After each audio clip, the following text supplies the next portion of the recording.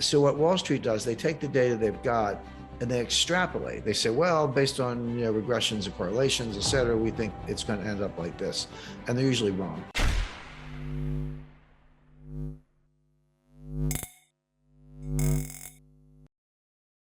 Hey guys, welcome back to Library of Wealth.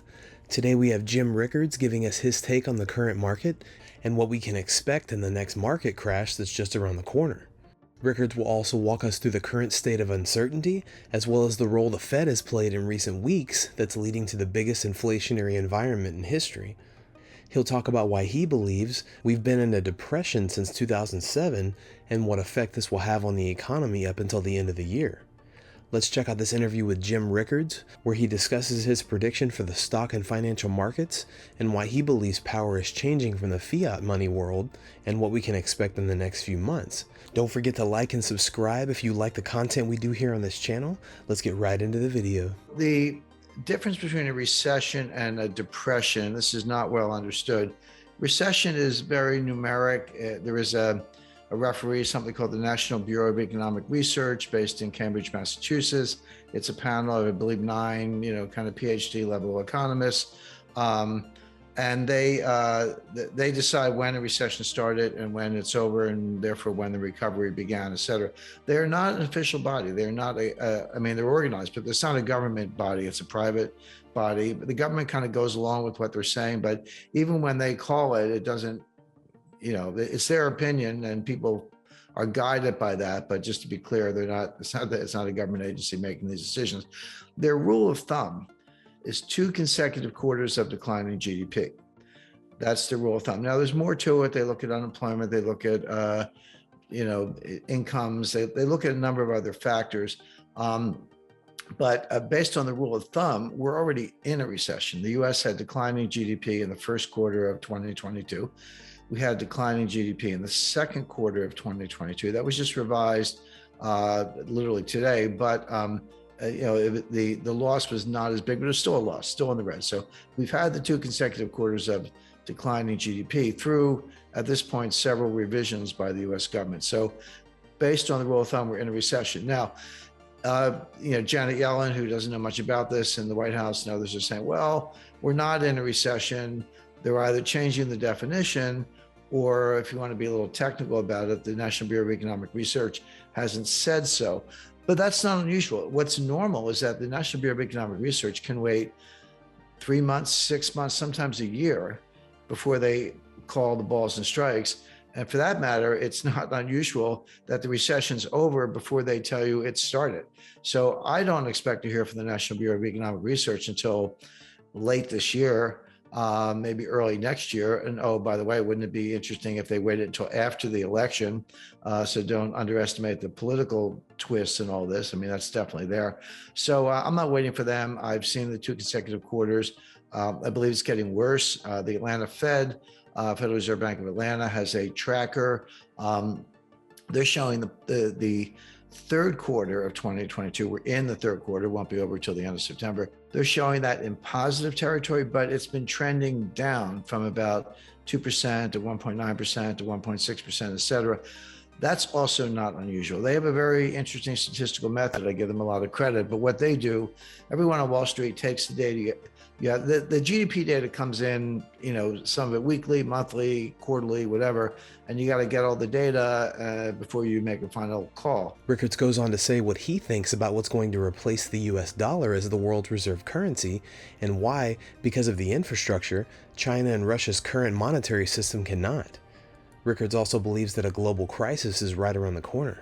Atlanta Fed does something different. They take the data you've got, instead of extrapolating it, they say, well, what if this is all we had? What if this was the only data we had? And without guessing as to the unfilled pieces of the jigsaw puzzle, we'll give an estimate based on what we know. And that's what they do. But one of the results of that is the estimate, again, it's a rigorous method, but the estimate tends to decline over time because the pieces that they're waiting to get filled in are if you're in a recession and it's getting worse, by definition, the bad pieces are going to come in later in the quarter. So we saw this in the second quarter. They started positive and ended up negative. They started positive in the third quarter. It's trending down. We'll see where it ends up. I don't have to call the third quarter, but it wouldn't surprise me if we're seeing the recession continue into the third quarter, even as the National Bureau of Economic Research tries to make up their minds. So in my view, we're in a recession, but there's no, again, just to be clear, we all have our views. There's no government agencies saying who's right or wrong. They don't do that. A depression is completely different.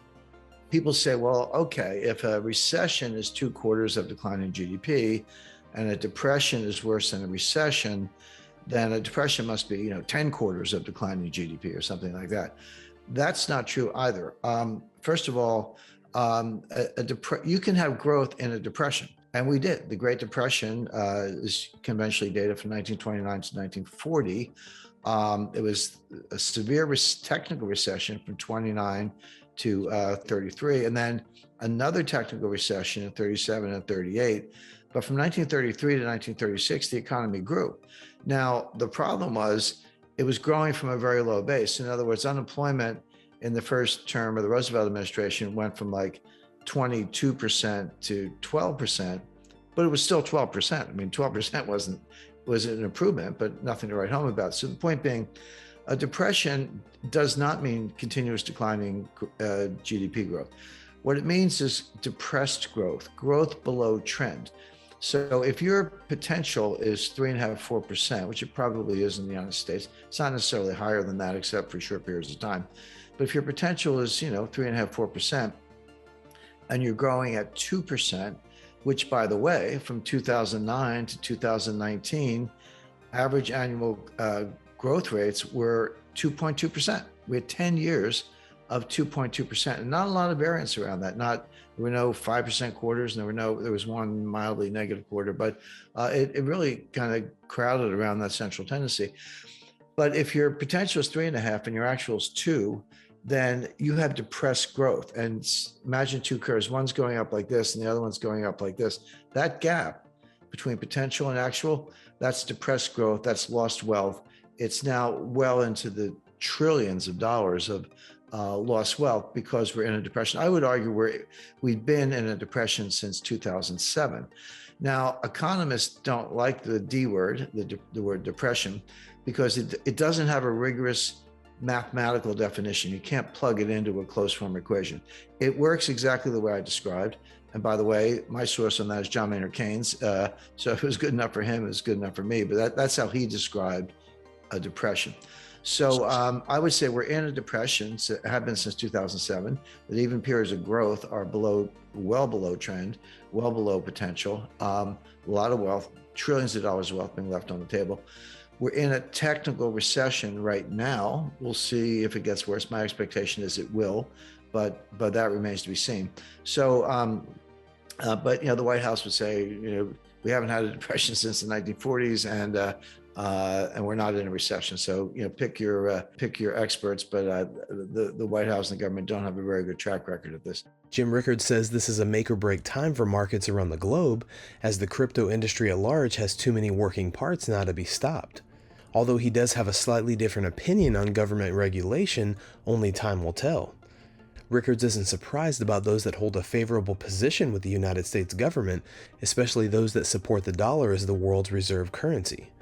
He doesn't believe governments should be involved and says that the longevity of cryptocurrency is designed to survive without intervention from any governing body. What do you think about Jim Rickards' interview? Comment down below. Don't forget to like and subscribe. This is Library of Wealth. We'll see you in the next video.